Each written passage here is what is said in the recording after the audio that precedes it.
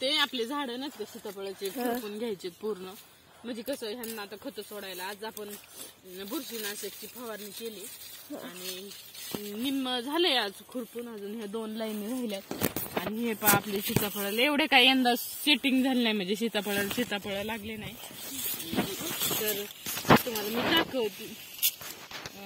मी दाखवते की सीताफळ भरपूर अशा चिमण्यांनी घरटे करून अंडे घातलेले.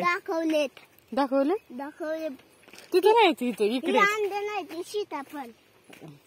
आणि अर्णव आज आहे माझ्यासोबत. तर हे पाय छान असं आणि किती क्लीन आणि स्वच्छ दिसतंय. अजून बरंच निम्म राहिले आणि खालचं पण शेत राहिलेलं आहे. तर सीताफळाला काही सीताफळ नाहीत जास्त, पण 10-12 आहे. पण यंदा कसं पाऊस जास्त होता त्यामुळं हे नाही. आणि तुम्हाला मी दाखवते. तर छान असं घरट केलंय. हे कशाचे अंडे माहित नाही,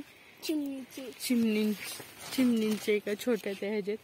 तर हे पहा असे अंडे एकच आहे आणि भरपूर अशी पिल्लं आम्ही उडीद लावला होता ना, तेव्हा भरपूर अशी उडदात पिल्लं होते. आणि रात्रंदिवस पाऊस त्या कारण आपण त्या अंड्यांना किंवा ह्यांना हात लावला तर ते त्याच्यावर बसत नाहीत, त्यामुळे हात लावायचा नाहीच तो.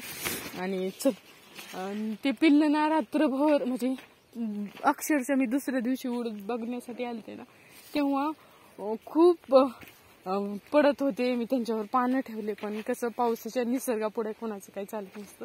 आणि तर इथं पहा मवळे. आणि त्याच्यावरतीच काल मला एक मधमाशी चावलेली. तर इथं पण वरती एक घरटे आहे चिमण्यांचे, भरपूर अशी झाडांना. आणि हे पहा मवळ, असं मोठं लट मवळे. आणि ह्यातली माशी चावकी, कारण मी खाली खुरपत होते आणि खुरपताना माझं लक्षच नव्हतं आणि खूप माशा उठल्या आणि धक्का लागला माझा आणि चावल्या. तर तिथं पहा थोडंसं गवत तसंच आहे आणि ही चावक मोवळ दिसतंय. आणि त्यासोबतच आमच्या पेरूच्या झाडांना भरपूर असे पेरू लागलेले आहेत. तर छोटे छोटे, हा हे छोटे छोटे भरपूर असे पेरू लागलेले. दाखव. हा थांब. तर हे वा भरपूर असे पेरू लागलेले आहेत. आणि सनसेट होतोय तिथं. आणि आज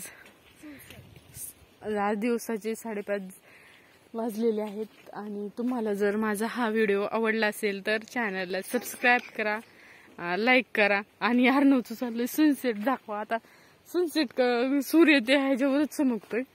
तर बाय बाय.